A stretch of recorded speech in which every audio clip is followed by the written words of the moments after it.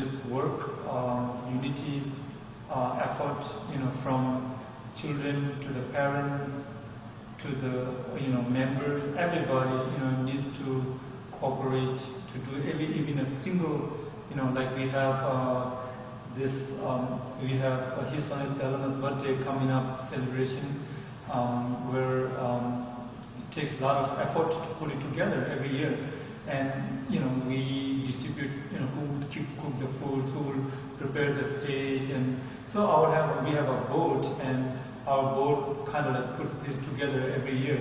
Even a simple thing, it takes so much effort. So to run the organization as a whole, it takes a lot of energy.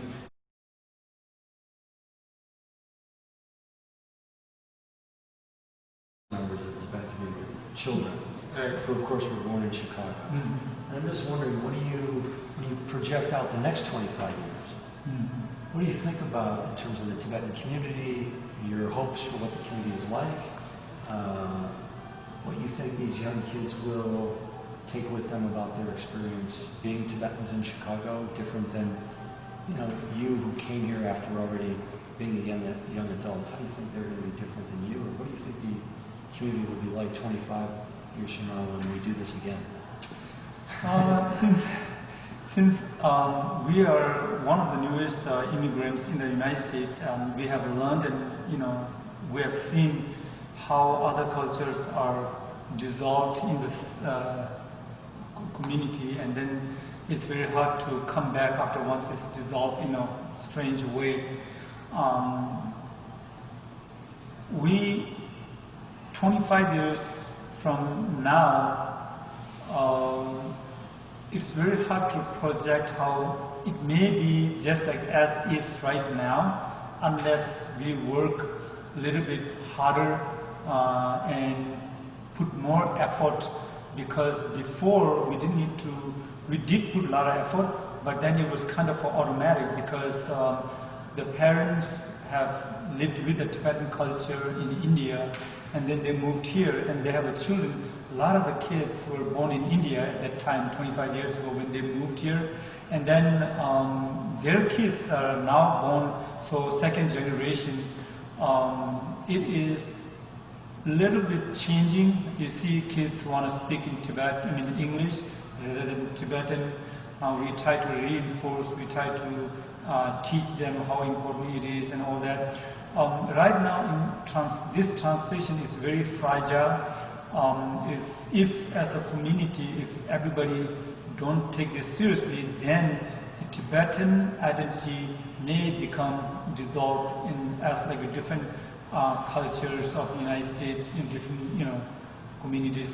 So we have a huge challenge moving forward if we want to keep the Tibetan identity alive.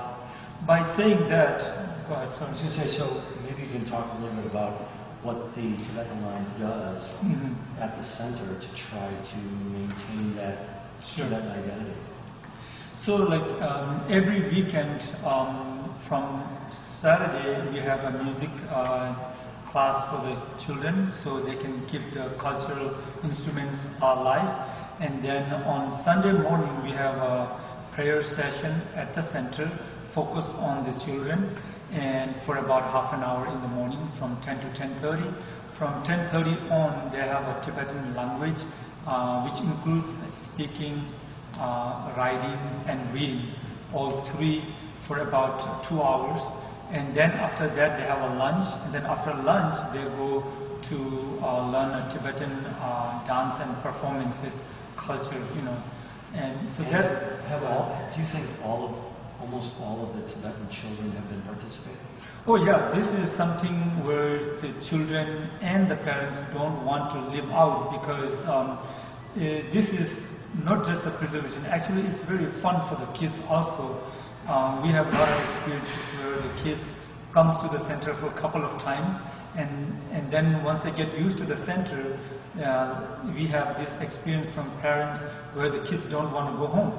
After spending like 8 hours at the center, they still want to hang out. So they love the atmosphere, they love the environment so much, and so because of that, the children pretty much, I would say 95% of the children and the parents are fully involved in the community activities for their kids.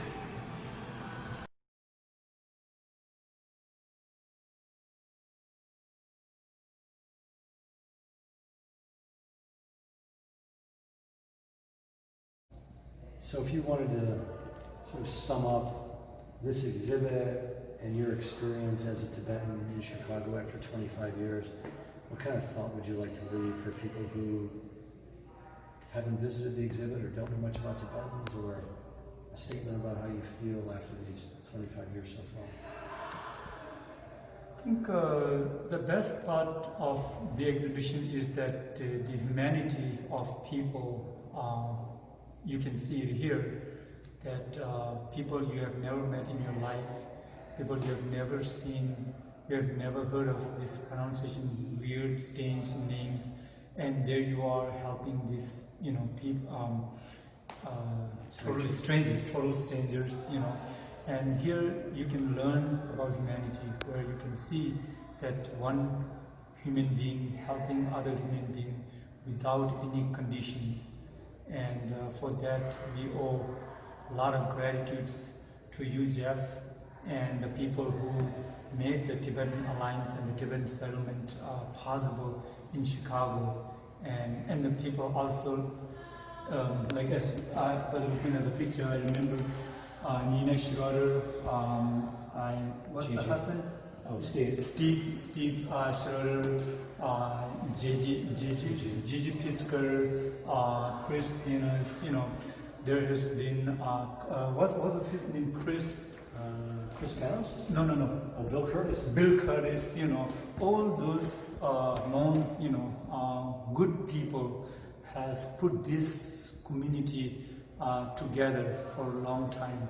If it wasn't for you, Jeff, and Nina, Steve, JJ, Pittsburgh's, this may have not been possible. So we owe a great gratitude towards kind people like yourself and people of Chicago and Evanston. Basically, this exhibition is just to show humanity. I think that's what concludes, to me, that's what I understand, the humanity.